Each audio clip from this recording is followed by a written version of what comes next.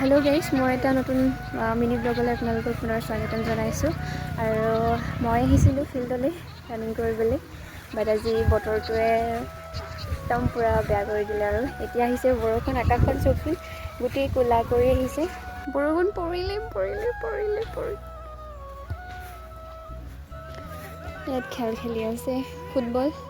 আনকালি ক্ৰিকেটো খেলে, বাট আজি বতৰটোৰ কাৰণে ল'ৰা ছোৱালী নাই।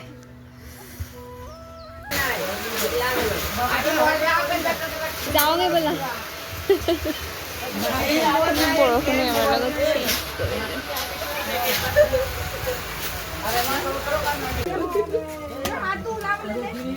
আৰু এইফালে পোৱালিটোলৈ চাওকচোন, তাৰ ঘৰৰ ফিল্ডখনৰ ওচৰতে, বাট সি সদায় আমাৰ লগত থাকে।